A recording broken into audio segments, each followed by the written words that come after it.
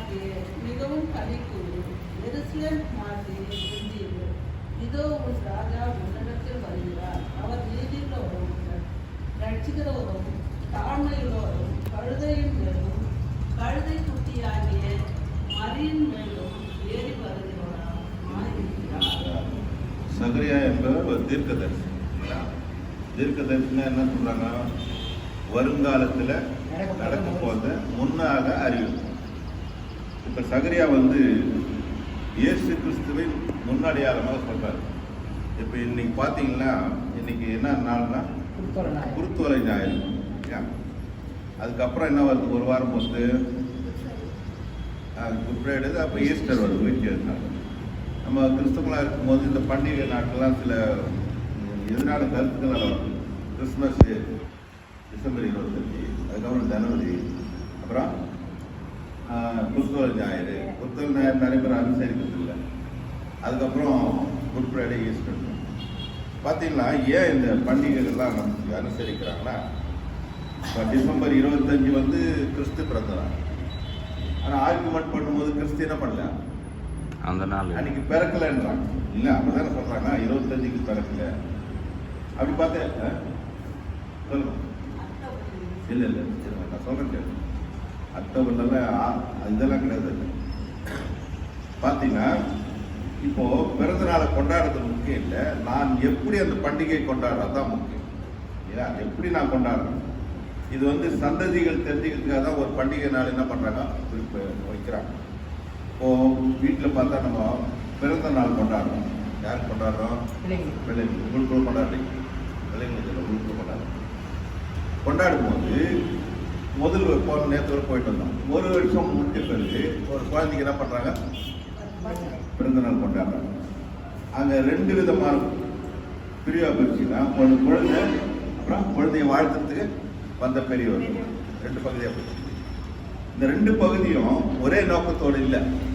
புரியுங்களா? அந்த குழந்தைக்கு அது என்னன்னே தெரியாது, என்ன எதுன்னு தெரியாது. ஆரம்பத்தில் ஆனால் பிறந்த நாள் என்ன பண்ணோம், கொண்டாடணும். பார்த்தீங்களா, இந்த குழந்தை அப்படியே கொஞ்சம் வளர்ந்து வந்த பிறகு அந்த பிறந்த நாள் எதுக்கு கொண்டாடுறான்னு புரிஞ்சுக்கணும். அப்படின்னு அர்த்தம், அந்த பண்டிகையில வளர்ச்சி அடைஞ்சிருக்குதுன்னு அர்த்தம். புரியுங்களா சொல்றது? இப்போ நம்ம கிறிஸ்தவ சமுதாயத்தில் பார்க்கும்போது கிறிஸ்துமஸ் கொண்டாடுறாங்கனாக்கா பிறந்து நம்ம வயசாகிறவர்கள் அதே மெத்தட் தான் கொண்டாடுறோம். எப்போ முதல்ல உள்ள நம்ம ரட்சிக்கப்பட்டு உள்ள வந்தோமோ அதே மெத்தட் என்ன பண்ணுறோம், கொண்டாடுறோம். அப்படின்னா வளர்ச்சி இல்லாத ஒரு பண்டிகை வச்சுருந்தாங்க. அப்படி இல்லை, நாம் வளர்ந்த பிறகு நம்மை போலவர்களுக்கு என்ன பண்ணுமா அதே கற்றுக் கொடுத்து தான் நம்மளை வச்சுக்கிறாங்க. அப்போ நம்ம என்ன ஆகணுமா, வளரணும். அதே மாதிரி தான் எல்லா பண்டிகை. இப்போ இந்த வாரம் அது எல்லாரும் ஒரே நாள் அனுசரிக்கணும்னா தான் ஒரு நாளை குறிப்பிட முடியும். உலகம் முழுவதும் கிறிஸ்துமஸ் 25 தான் கொண்டாடுறாங்க.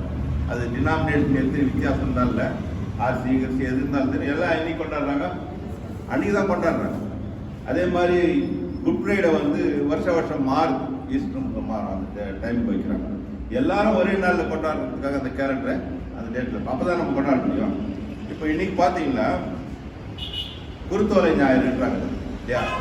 அதுக்கப்புறம் குருத்தோலை ஞாயிறு கூட பாருங்க, மத்தேயு வாஸ்து பகுதி, மத்தேயு 21.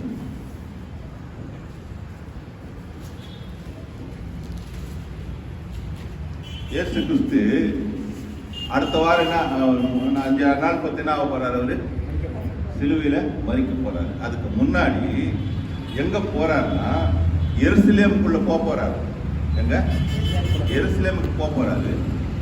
எருசலேமுக்கு போகும்போது இந்த தீர்க்க தரிசனம் நிறைவேறணும். அவருக்கு கடைசியில் அவர் சொன்னதில் என்ன பண்ணாங்க, தீர்க்க தரிசனம் நிறைவேறணும்னா என்ன சொல்றாரு பாருங்க. நீங்க என்ன பண்றாங்க, அவர்கள் 1ஆம் வசனம் பார்த்தீங்கன்னா நான் அவர்கள் எருசலேமுக்கு சமீபமாய் சேர்ந்து ஒலிவ மலைக்கு அருகான பெத்பகே வந்த போது இயேசுவானவர் சீஷரில் 2 பேரை நோக்கி, உங்களுக்கு எதிரே இருக்கிற கிராமத்துக்கு போங்கள். போன உடனே அங்கே ஒரு கழுதையும் அதனோட கூட ஒரு குட்டியும் கட்டியிருக்க காண்பீர்கள். அவைகளை அவிழ்த்து என்னிடத்தில் கொண்டு வாருங்கள் இல்லையா? என்ன சொல்றாருப்பா, போங்க எதில் இருக்கிற கிராமத்துக்கு போங்க, ஒரு கழுதையும் குட்டி இருக்கும், அதை அவிழ்த்து எடுத்து வாங்க. ஆனால் என்ன தெரியல, சீசனுக்கு எதுக்குன்னு தெரியல. அதே மாதிரி போகிறாங்க, அங்க ஏன் அவுக்குறேன்னு கேட்கறாங்க. இது ஆண்டவருக்கு வேணும்னு சொன்னா அவங்க என்ன பண்றாங்க, அனுப்பிச்சுறாங்க. அனுப்பிச்ச பிறகு பாருங்க 4வது வசனம், இதோ உன் ராஜா சாந்த குணமுள்ளவராய், நம்ம ஏற்கனவே படிச்சோம் இல்லையா 9ல, சாந்த குணமுள்ளவராய் கழுதையின் மேலும் கழுதை குட்டியாகிய மரியின் மேலும் ஏறிக்கொண்டு உன்னிடத்தில் வருகிறார் என்று சீயோன் குமாரத்திற்கு சொல்லுங்கள் என்று தீர்க்கதரிசியினால் உரைக்கப்பட்டது நிறைவேறும்படி இதெல்லாம் நடந்தது. அது எப்படி கட்டளிட்டார் அப்படின்னு வராங்க. 7வது வசனம், கழுதையும் குட்டியும் கொண்டு வந்து அவைகளின் மேல் தங்கள் வஸ்திரங்களை போட்டு அவரை ஏற்றினார்கள். கவனிக்கணும், இது சம்பவம் நடந்தது, இது கவனிக்கணும். இவங்கெல்லாம் தெரியும், புத்தகம் என்னென்ன தெரியும். என்ன பண்ணுறது தெரியல, என்ன பண்ணுறது அது விட்டு காதலை கேட்கும்போது பார்த்தீங்களா, ஏன்னா உனக்கு தான் வேணும். இப்போ எனக்கு தெரியாது புத்தகம் என்னென்னு தெரியாது இல்லையா, அதுக்காக தான் சொல்கிறேன். பார்த்தீங்களா, அந்த மரிக்கிறதுக்கு முன்னாடி என்ன பண்ணுறாரு, தேவாலயத்துக்கு போகிறார். தேவாலயத்துக்கு போனோம், யாரா போனோம், ராஜாவா போனோம் இல்லைங்களா. இப்போ என்ன பண்றாங்க ஜனங்கள்லாம், இந்த கழுதை மேல துணியை போட்டு அவர் என்ன பண்றாங்க, அவர் மேல ஏற்றி வைக்கிறாங்க. திரளான ஜனங்கள் தங்கள் வஸ்திரங்களை வழியிலே விரித்தார்கள். கீழே கூட விரிக்கிறாங்க இல்லைங்களா. வேறு சிலர் மரக்கிளைகளை தரித்து வழியிலே பரப்பினார்கள். முன்னடப்போரும் பின்னடப்பாரும் ஆகிய திரளான ஜனங்கள் தாவீதின் குமாரனுக்கு ஓசன்னா, கர்த்தரின் நாமத்தினாலே வருகிறவர் ஸ்தோத்திரிக்கப்பட்டவர், உன்னதத்திலே ஓசன்னா என்று ஆர்ப்பரித்தார்கள்.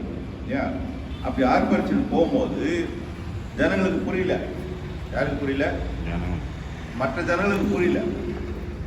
அவர் எருசலேமுக்கு பிரவேசிக்கையில் நகரத்தார் யாவரும் ஆச்சரியப்பட்டு இவர் யார் என்று விசாரித்தார்கள். எப்ப நடந்தது, 3 வருஷம் ஊழியம் பண்ணி 3.5 வருஷம் பொத்து நடக்குது, எருசலேமுக்கு போறாரு. அப்போ கூட நிறைய பேருக்கு என்ன பண்ணல, இவர் யாரும் தெரியல. அப்போ அதற்கு ஜனங்கள் இவர் கலிலேயாவில் உள்ள நாசரேத்தில் இருந்து வந்த தீர்க்கதரிசியாகிய இயேசு என்றார்கள் இல்லையா. அப்போ அவர் என்ன பண்ணாங்க, தீர்க்கதரிசி பண்றாங்க. இவர் ராஜாவா போறாரு. இதே சம்பவம் வந்து பாருங்க மார்க்கில் கொடுத்து பாருங்க, மார்க்கு 11ஆம் அதிகாரம் அதே சம்பவம்.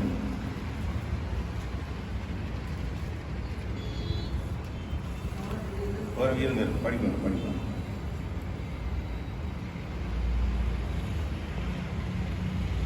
ஏழாவது வருஷத்துல பாத்தீங்கன்னா மார்க் 11:7, அவர்கள் அந்த குட்டியை இயேசுவிடத்தில் கொண்டு வந்து அதன் மேல் தங்கள் வஸ்திரங்களை போட்டார்கள். அவர் அதன் மேல் ஏறி போனார் இல்லையா. இதே சம்பவம் லூக்காவிலே எழுதுகிறார். லூக்கா 19ஆம் அதிகாரம்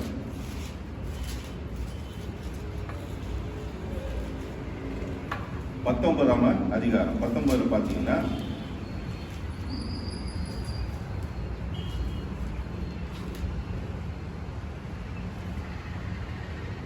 போன வாரம் பார்த்தோம் இல்லையா. லூக்கா 19 என்ன வருது, லூக்கா 19 என்ன வருது, அதே அதிகாரத்தில் வருது இதெல்லாம் இல்லை.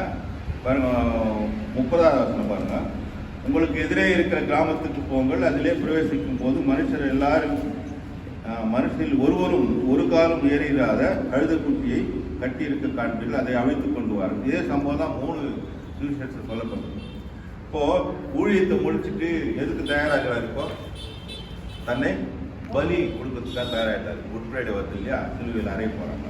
அதுக்கு முன்னாடி என்ன பண்ணா, அந்த பவனியை வந்து அவர் ராஜான்னு காண்பிக்கு அதுக்காக தான் போறாரு. இது பண்டிகையா கொண்டாடலன்னா சரித்திரம் என்ன பண்ணாது, நமக்கு தெரியாது. இப்ப நம்மள வரல தெரிஞ்சு வச்சுக்கிறாக்கா அப்படியே போயிட்டு முன்னா அவனுக்கு என்னன்னு தெரியாது. அதனால தான் நம்ம என்ன பண்ணணும், பண்டிகைகள் வந்து அனுசரிக்கணும், தப்பு இல்லை. ஆனால் அனுசரிக்கிற விதம் தான்.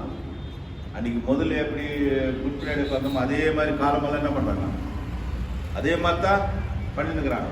வந்த நிகழ்ச்சி நடந்தாலும் உள்ளங்கள் அதே மாதிரி தான் இருக்கு. குட் ஃப்ரைடேனா என்ன பண்றாங்க, எல்லா சபையிலும் 7 வார்த்தையை பேசணும். அந்த 7 வார்த்தை என்ன பண்ணக்கூடாது, ஒருத்தரே பேசக்கூடாது. கரெக்டுங்களா. அந்த 7 வார்த்தைக்கு 7 பேரை தேடுவாங்க. சில சபையில என்ன பண்ணுவாங்க, அந்த சபையிலே எழுப்பாங்க, யாருன்னா 7 வார்த்தை பேசுறீங்க. சில பேர் யாரையும் போட மாட்டாங்க, வெளியில இருந்து போடுவாங்க 7 பேர். இது வந்து சபையினுடைய முறைகளை வச்சுருக்கிறேன். ஆனால் நான் எந்த விதத்தில் நம்ம அதை அனுசரிக்க வேண்டாம் முக்கியம். இப்போ இயேசு கிறிஸ்து பவனியாக வந்து அவர் ராஜா என்று நிரூபிக்கிறார். நிரூபித்த பிறகுதான் எங்க உள்ள போறாரு? இப்போ எருசலேம் தேவாலயத்துக்கு போறாரு இல்லையா? எருசலேம் தேவாலயத்துக்கு போறாரு. அவர் வாழ்நாள் முழுதும் எதை குறித்து பிரசங்கம் பண்ணாரு? ராஜ்யத்தை குறித்து தான் பிரசங்கம் பண்ணார். ராஜ்யம் எங்க இருக்குதான்? இங்கதான் இருக்குது உலகத்துல இல்லையா? ராஜ்யத்தை குறித்து தான் பிரசங்கம் பண்ணார். அப்ப அந்த ராஜ்யத்தை குறித்து பிரசங்கம் பண்ணும்போது எருசலேமுக்குள்ள போறாரு. ஏற்கனவே நம்ம சம்பவத்தை பார்த்தோம். யோவான் என்ன பண்ணோம்? அந்த சம்பவம் எழுதி ஆரம்பத்திலே என்ன பண்றாரு? ஆலயத்துக்குள்ள போற யோவான் 2ஆம் அதிகாரத்துல பார்க்கணும். போறாரு. உள்ள போய் என்ன பண்றாரு? ஆலயத்தெல்லாம் சுத்தப்படுத்துறாரு. ஆலயம் எப்படி இருக்குதான்? அந்த ஆலயம் எப்படி இருந்தது? முதல்ல எருசலேம் தேவாலயத்தை சாலமோன் கட்டினப்போ தேவனுடைய மகிமை அங்க இறங்குது இல்லையா? அதுக்கப்புறம் அந்த ஆலயம் பாபிலோன் ராஜா இடிக்கப்பட்ட பிறகு மறுபடியும் என்ன பண்ணாங்க? எஸ்ரா நிகமம் பீரியட்ல கட்டினாங்க. ஆனா முந்தின ஆலயம் போல இந்த ஆலயம் இல்லைன்னு அந்த பார்த்தவங்க சொல்றாங்க. அதுக்கப்புறம் அந்த ஆலயம் பெரிதாக புதுப்பிக்கப்பட்டது. இவங்க கட்டணம் சின்னதாக கட்டினாங்க. அதுக்கப்புறம் எப்போ பெருசாச்சு? அது எப்போ பெருசாச்சு? ஏரோது ராஜா பீரியட், மத்தியவத்தில் ஏரோது ராஜா. அது ஏரோது ராஜா வந்து என்ன பண்றான்? ஆலயத்தை பெருசா கட்டுறான். இப்போ இந்த ஆலயத்துக்கு அந்த மகிமை இல்லாதனால ஆலயம் எல்லாம் எப்படி இருக்குதா? இப்போ பாழா போயிருக்கு. சிஸ்டம் எல்லாம் மாறிட்டு இருக்குது. ஆலயத்தில் என்ன பண்ணோம்? அவருடைய பிரசனத்தில் வரும்போது எப்படி இருக்குமோ அப்படி இருக்கணும். ஆனா வெளியில இருக்கிற வியாபாரம் மாதிரி உள்ள வந்துட்டு, உலகம் மாதிரி உள்ள வந்துடுச்சு. அப்போ ஒவ்வொரு காரியத்தையும் பார்க்கும்போது தேவனாதான் பார்த்து என்ன பண்ற? உள்ள போய் என்ன பண்றாரு? எல்லாத்தையும் எடுத்து போட்டுறாரு. காசு விற்கிறவங்களையும் எல்லாம் பார்த்து கவுத்து போட்டு சாட்டை எடுத்து அடிக்க ஆரம்பிக்கிறாரு. அப்போ ஆலயத்தில் இருந்து என்ன பண்றாரு? புறமே தள்ளுகிறாரு. பார்த்தீங்கன்னா ஒரு வசனம் பார்க்கலாம். ஒட்டகமானது ராஜ்யத்தை குறித்து தான் பிரசங்கம் பண்றாரு. ஒட்டகமானது இன்னும் 8 நிமிஷம். ஒட்டகமானது ஊசியின் காதிலே நுழைய முடியுமான்றார். எளிதா இருப்பார். பாருங்க அந்த வசனம் மத்தேயு 19ஆம் அதிகாரம். இது ஜான்சி முடிச்சிடலாம். 19 16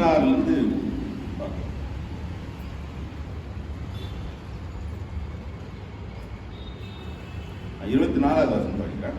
19, 24, 23, 24 ரெண்டு வரைக்கும்.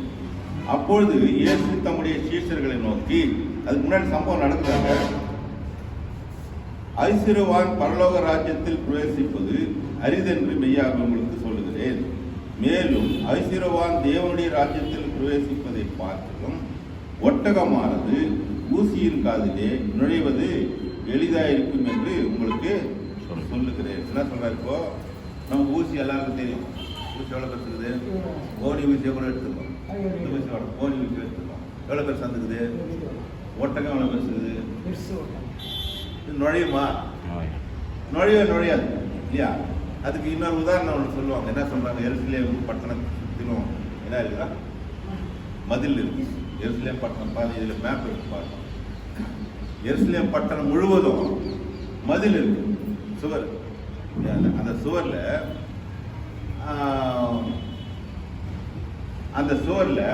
ஃபுல்லா காம்பவுண்ட். அது என்ன பண்றாங்களா? கேட்டெல்லாம் என்ன பண்றாங்க? மூடிடுவாங்க. நைட்ல யாரும் உள்ள போக முடியாது. ஒரே ஒரு வழி ஒன்று தான் இருக்கும், சின்னதா இருக்கும். அதுல என்ன பண்ணணும்? இல்லையா? அது சின்ன வழியில என்ன பண்ணோம்? வெளியில போன வியாபாரிகள் என்ன பண்ணுமா? ஒட்டகத்தில் இருக்கிற மேல இறக்கி வச்சுட்டு ஒட்டகம் என்ன பண்ணோம்? படுத்துக்குது. நான் வந்து உள்ள போகணும். அப்போ ஒட்டகமானது, இது அது பேர் தான் ஊசி இருக்காது. ஒட்டகமானது ஊசியின் காதில் நுழைவது அரிதாயிரம். இது எல்லாரும் கேள்விப்பட்டிருக்கீங்களா? கவனிக்கல அவங்களோட பேச்சு ரொம்ப முக்கியமாக சொல்லுகிறேன். ஏன்னா பல வருஷமா இது கேட்டுனுக்கிறோம். பல வருஷமா எப்படி கேட்டுனுக்கிறோம்? ஒட்டகமானது இதுதான் உதாரணம். எருசலேம் நகரத்திலும் மதில் சுவர் இருக்குது. ஒரு சின்ன ஓட்டம் இருக்கும். பொழுது போய் வரவங்க எல்லாம் என்ன பண்ண முடியாது? மெயின் கேட்ல போக முடியாது. எந்த காரியத்தையும் திறக்க முடியாது. அந்த இதில் தான் என்ன பண்ணுவேம்மா, நோஞ்சி போகணும். இது இதானே கரெக்டா? நான் சொல்றது இதானே கேள்விப்பட்டிருக்கோம். இதானே எனக்கு ஒன்றும் புரியல. என்ன புரியல இருக்கு. அவங்க எதோ பேசிட்டு இப்போ வந்தாங்க பிரதர். இது முக்கியமாக இந்த சொல்கிறேன்னு கேளுங்க. ஏன்னா ஏற்கனவே ஒரு சம்பவம் சொன்னேன். கேட்கலாம் எதையுமே செய்ய முடியாது. ஆக்சுவலாக எனக்குங்க இந்த பிரசங்க அன்னைக்கு போன வாரம் யார் பண்ணாங்க? அவர். நான் என்ன சொன்னேன்னா, பிரதருக்கு வாரம் ஒரு 10 நிமிஷம் தான் கொடுக்கணும். அது அப்போ தான் நமக்கு கேட்கறத சொல்ல முடியும். நான் சொல்லும் போது அது பிறகு மாற்றிக்கொள்ள முடியும் தான் அவர் கொடுத்துருவேன். நான் கொஞ்ச நேரத்தில் முடிச்சுட்டு கொடுத்துருவேன் அவர்கிட்ட. அப்போ எவ்வளோ நேரம் நான் பேச முடியும்? 5 நிமிஷம். இதில் நீங்கள் பேசினா என்ன பண்ண முடியாது. பாருங்கள், இது காலமெல்லாம் என்ன பண்ணுறோம், அந்த ஒட்டக்கை இப்படி தான் நுழைஞ்சு என்ன பண்ண கஷ்டப்பட்டு உள்ளே போகணும். மேப் இருக்குது பாருங்கள் பின்னாடி, எருசலேம் மேப். அப்படி ஒரு வழியே இல்லைங்க. அது ஆமாம். புரியுதா இப்போ நான் சொல்கிறது? காலமெல்லாம் கேட்டுருந்தோம். அதாவது நம்ம பண்டிகை கொண்டாடும் போது முதல்ல எப்படி கொண்டாடுறோம், வளர்ந்த பிறகு எப்படி கொண்டாடுறது தான் முக்கியம். அந்த எருசலேம் பட்டணம் இருக்கு, அது இல்லை இன்னும் காரணம். எருசலேம் பட்டணம் இன்னும் சரி. அந்த எருசலேம் பட்டணம் இது அதே அதை கை வச்சு நின்னா சரி. அப்படி ஒரு வாசலே இல்லைங்க. யூடியூப்ல தான் பேசுகிறப்போ அப்படி ஒரு வாசலே இல்லை. ஆனா எனக்கு எப்படி போயிடுச்சுட்டாங்கப்பா, பதில் சவர் இருக்குது, அதுல சின்ன ஓட்டக்குது, இறக்கி வச்சுட்டு ஒட்டகத்துல என்ன பண்ணுவாங்க, எத்தனை வாசல் இது பாருங்க. ஒட்டகம் அதாவது ஊசியின் காது எங்கடா இருந்தாங்க, எங்கேயும் இல்லை. மேப் முதல்ல எடுத்து தரணும். அது ஸ்டார் நீங்க கொஞ்சம் அப்படி காட்டுங்க மேல. அதோ எருசலேம் பட்டணம். அச்சா, இப்போ அப்படி ஒரு வாசலே இல்லை. ஆனா எனக்கு எப்படி போயிச்சுட்டாங்க, இப்படிதான் போயிச்சுக்கிறாங்க. ஆக்சுவலா ஒட்டகம் காதில் ஊசி போக முடியாது, ஊசியின் காதில் ஒட்டகம் போக முடியாது. எதுக்கு ஒப்பிடுறாருன்னா, பணக்காரங்க யாருடைய ராஜ்யத்தில் பிரவேசிக்க முடியாதா? தேவன் ராஜ்யத்தில் பிரவேசிக்கவே முடியாதுன்றார். அப்போ காரணம் அங்க என்ன சொல்றாருன்னா, ஐஸ்வர்யத்தின் மேல் நம்பிக்கை இருக்கிறவன் யார் எதுல பண்ண முடியாதா? ராஜ்யத்துக்குள்ள பிரவேசிக்க முடியாது. அப்ப அந்த உலக ஐஸ்வர்யம் இல்லைனாக்கா நான் பிரவேசிக்க முடியாது, ராஜ்யத்தில் வாழ முடியாது. இல்லை, அதை முக்கியப்படுத்தி வாழ முடியாது. இப்போ பணம் எடுத்துனீங்களா, பணத்தை நிறைய பேர் என்ன பண்றாங்க, கும்பிடுறாங்க. நம்ம கும்பிடுறா வணங்குறோம். யாரை வணங்குவோம்? அப்போ பணத்தை கும்பிடும் போது அந்த இடத்துல யாரை வச்சுக்கிறோம்? புரியல சொல்றது? அப்போ பணத்தை ஒரு விக்கிரகமா மாற்றி அது தேவனுக்கு ஒப்பிட்டு பார்க்கும்போது யாரும் அந்த ராஜ்யத்துக்குள்ள பிரவேசிக்க முடியாது இருக்கிறார். யாரும் அந்த ராஜ்யத்துக்குள்ள பிரவேசிக்க முடியாது. அப்போ அவர் இருக்கிற இடத்துல அவர் தான் இருக்க முடியும், வேற யாரும் இருக்க முடியாது. அப்ப இந்த மகிமையை தூக்கி நம்ம எங்க என்ன பண்றோமா, மற்ற காரியத்துக்கு கொடுக்குறோம். பணம் மட்டும் இல்லை, மற்ற பொருளுக்கெல்லாம் கொடுக்குறோம். சில பேர் என்ன நிறைய சொல்லுவாங்க, திடீர்னு சமயத்துக்கான உதவி பண்ணிட்டா யார் மாதிரி உதவி பண்ணணும்? நீ கடவுள் மாதிரி நீ என்ன பண்ணிட்ட, யார் கூப்பிடுறாங்க? இதெல்லாம் நம்ம வேதத்தில் நம்ம சரியா போவதுனால அந்தந்த சூழ்நிலைக்கு ஏற்ற மாதிரி வார்த்தைகளை பேசிருக்கோம் இல்லையா? வார்த்தைகளை பேசும்போது அது யாருக்கு எதிராக இருக்குதா? வேதத்துக்கு எதிராக இருக்குது. அது நம்மளால உணர முடியல. இல்ல, நான் வெள்ளிக்கிழமை சொன்னேன், தேவனை யாரும் ஒருவரும் கண்டதில்லை இல்லையா, யாரும் பார்த்தது. வெள்ளிக்கிழமை வந்தவங்க பேச இருக்கலாம். ஆதி ஆகமத்தில் ஏதேன் தோட்டத்தை பற்றி சொல்லுது இல்லை, அதில் யாரா இருக்கிறாங்க? ஆதாமும் ஏவாளும் இருக்கிறாங்க. அப்போ ஏவாளும் ஆதாம் இருக்கும்போது பகலின் குளிர்ச்சியான வேலையிலே தேவன் என்ன பண்றாரா? உலாவி பண்றாரு. அப்போ அவங்கள பார்த்தாங்களா இல்லையா? இல்லையா? அவங்க என்ன பண்ணாங்க? இருங்க, நான் உங்களுக்கு வாய் தட்டு சொல்லுங்க, நீங்க வெள்ளிக்கிழமை தான் தெரிஞ்சுக்கிறீங்க. உலாவுற இடத்துல தேவன் ஆதாம் ஏவாள் பார்க்கல. அந்த வசனத்தை பார்த்தீங்கன்னாக்கா தேவனாகிய சத்தம் தான் அவங்களுக்கு கேட்கப்படுது. அப்ப என்ன பண்ண, சத்தத்தை என்ன பண்ண முடியாதுங்க. இப்ப என்ன பார்க்குறீங்க, சத்தத்தை பார்க்க முடியாது. அப்போ காதில் தான் கேட்டாங்க. அப்படி பார்க்கும்போது இந்த காரணத்தை உதாரணம் சொல்றாரு. தேவன் அப்படித்தான் இருப்பார், அது யாரும் பார்க்க முடியாது. அப்போ பார்க்குற ரீதியில் என்ன பண்றாங்க, ஒரு பணத்தையோ ஒரு பொருளையோ விக்கிரகத்தையும் காட்டும் போது அது தேவனுக்கு ஒப்பிட்டு பார்க்கும்போது தேவனுக்கு விரோதமான செயலை செய்யறோம். அப்ப சில காரணங்கள்லாம் நமக்கு என்ன ஆகுது, மனக்கண் குருடாக்கப்பட்டிருக்கனால அந்த வெளிச்சம் வரத்துக்காக தான் ஒரு சிலர் எழுப்பி போதிக்க சொல்றாரு. புரியல, போதிக்க சொல்றாரு. அப்ப இந்த போதனை பார்க்கும்போது இயேசு கிறிஸ்து இந்த வாரம் என்ன பண்றாரா, எருசலேமுக்கு போறாரு, பவனியா போறாரு, ராஜாவா போறாரு. அங்க இருக்கும்போதெல்லாம் யாருன்னு கேட்கறாங்க. கொஞ்ச நாள் பொறுத்து என்ன பண்ண, 5 நாள் பொறுத்து சிலுவையில் ஒப்பு கொடுக்குறாங்க. அதுக்கு முன்னாடி என்ன சுத்தம் பண்றாரா, ஆலயத்தை சுத்தம் படுத்துட்டு போறாரு. அன்னைக்கு இருந்த ஆலயத்தை சுத்தப்படுத்தினாரு இல்லையா. இன்னைக்கு யாரை சுத்தப்படுத்துறாரா, இது யாருக்கு, இந்த வாரம் யாருக்கு முக்கியம், நமக்கு தான் முக்கியம். இந்த ஆலயத்தை சுத்தப்படுத்துறதுக்கு தான் ஒரு கழுதை எட்டு வந்து அது மாதிரி ஏறி ஓசனா எல்லாம் பாடின பிறகு உள்ள போய் எல்லாத்தையும் சுத்தப்படுத்துறாரு. சுத்தப்படுத்தின பிறகு அவர் என்ன பண்றாரு, இதுக்காக என்ன, நமக்காக என்ன பண்றாரு, பலியாகிறாரு இல்லையா. பலியாகும் போது தான் என்னுடைய பாவங்கள் சாபங்கள் இதெல்லாம் என்ன ஆயிடுச்சுன்னா அவர் ஏற்றுக்கொண்டார் இல்லையா. அதுக்குதான் இந்த பண்டிகைகள்லாம் கொண்டாடுவாங்க. மொட்டையா சொன்னா கிடைக்காது. அப்ப இதெல்லாம் வரும்போது கொஞ்சம் வரும்போது அந்த என்னுடைய காரியம் யார் ஏற்றுக்கிறாங்க. அப்போ உலக ரட்சகர் என்ன பண்ணாரு, எல்லாருக்காக வந்தார். ஒன்றுக்க மாட்டல, எல்லாருக்கும், நமக்கு மட்டுமல்ல பின்வரும் சந்ததிகளுக்கெல்லாம் என்ன பண்றாரா, அவரு தன்னை பலியாக கொடுத்தார். இந்த பலின்னு சொல்லும்போது நமக்கு புரியுறது இல்லை. பழைய ஏற்பாட்டு படிக்கலனா கூட நடைமுறையில் நடக்குது பலி. புரியுதா இல்லையா. என்ன பலின்னா என்ன, வெட்டுறது. ஒரு மிருகத்தை என்ன பண்றாங்க, ஒரு கடவுளுக்கு முன்னாடி நிறுத்திட்டு என்ன பண்றாங்க, பலி கொடுக்குறாங்க. அது நமக்கு எல்லாருக்கும் தெரியும். ஆனா நமக்கு அந்த பலி தேவையில்லை. ஒரே பலியாக என்ன பண்றாரு இயேசு கிறிஸ்து நமக்காக பலியாக. அந்த பலியினுடைய வாரம் தான் அதை நம்ம சிந்திக்கணும். இதெல்லாம் சிந்திக்கும் போது தான் அந்த பெரிய வெள்ளிக்கிழமை நல்லா கொண்டாட முடியும். அங்க என்ன செஞ்சாரு, குட் ஃப்ரைடே வந்து சந்தோஷமான துக்கமா இருந்தாங்க. அப்படிதான் கஞ்சி ஊற்றி நமக்கு சொல்லிட்டாங்க. ஒரு வீட்டில் சாப்பிடணும் வச்சுக்கோங்க, பிரியாணி சாப்பிட்றாங்களா, அவங்க வேற மதத்தில் சாப்பிட்றாங்க இல்லையா, அதை எப்படி ஒத்துக்கணும், நம்ம ஒத்துக்கல. அப்போ சிலுவையில் இயேசு கிறிஸ்து மரித்த நாள் அது துக்கமான நாள் அல்ல. நான் துக்கப்பட்டு பாருங்க, நான் ஒரு அடிமை இருந்து பாருங்க, பிசாசுக்கு காணிக்கிறேன். அந்த பிசாசை என்ன பண்றாங்க, சிலுவையில அறிகிறாரு. அப்போ ஜெயம் கொண்ட நாள், நமக்கெல்லாம் ஒரு ஜெயத்தை கொடுத்த நாள். அதுக்கப்புறம் ஜெயம் கொண்டேன் என்பதை நிரூபிக்கிறதுக்கு தான் உயிர்த்தெழுறாரு. அப்ப உயிர்த்தெழுதல் மூலமாக நான் யாரா இருக்கிறப்போ தோற்கப்பட்டவனால, தோற்கடிக்கப்பட்டனால ஜெயித்தவனா இருக்கிறேன். இதுதான் இந்த சம்பவங்கள்லாம் கொண்டாந்து இந்த பண்டிகைலாம் வரும். இதெல்லாம் புரிஞ்சுனா தான் நமக்கு வேதம் புரியும். ஆனால் நம்ம அந்த ஆலயம், நம்முடைய ஆலயம் தேவன் எப்படி அங்கே சுத்தப்படுத்தினாரோ அப்படியே இந்த வாரம் என்ன பண்ணிக்கிறார், நமக்குள்ள வந்திருக்கிறார். எனக்குள்ள இருக்கிற எல்லா காரியங்களும் என்ன பண்றாரு, சுத்தம் பண்ணிட்டு என்னால சுத்தம் பண்ண முடியாது. புரியல. அதனால என்ன பண்ற, அவர் வந்து சுத்தம் பண்றாரு. இப்ப சுத்தம் பண்ண பிறகு, அவர் பலியான பிறகு என்னுடைய பாவம் எல்லாத்தையும் என்ன பண்றாரு, சுத்தப்படுத்தி என்னை நீதிமான ஆக்கி இருக்கிறார். அதுதான் அந்த உயிர்த்தெழுதல் அடையாளம் ஆச்சு. உயிரோடு எழுந்த தெய்வம் வேற யாரும் இல்லை. நம்ம தேவன் வந்து தேவர்களுக்கெல்லாம் தேவன் வேதம் சொல்லுது. அதுக்கு மாதிரி யாரும் அது ஒவ்வொரு நாள் நான் சிந்திக்கும் போது, இந்த பண்டிகை கொண்டாடும் போது, பண்டிகை எல்லாரும் கொண்டாடுவாங்க. புதுசாக அந்த வருவாருன்னு என்ன பண்ணோம், வளர்ச்சி அடையும்.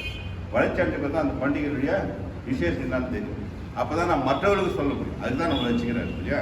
தேவன் உங்களை வழிநடத்துவாராக. நீங்கள் இன்னும் வேகத்தில் நிறையா வந்தீங்கன்னா கொஞ்சம் இந்த தேர்தல் வாரம் ராஜா நமக்கு லேட் ஆகிடுச்சுன்னு தெரியல. கிருஷ்ணன் முதல்ல வந்துடுவாங்க.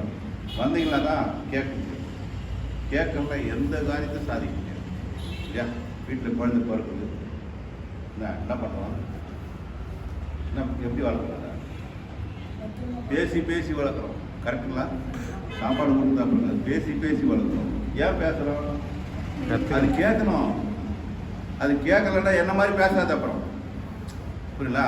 அப்போ முன்னாடி டைமிங் எல்லாரும் வந்துட்டீங்கன்னாக்கா கேட்கறதுக்கு வாய்ப்பை நம்மள தான் உருவாக்குறோம். கேட்ட பிறகு என்ன பண்ணுவோம், வாழ்க்கை மாறத்துக்கு தேவன் உங்களை ஆசீர்வதிப்பார்.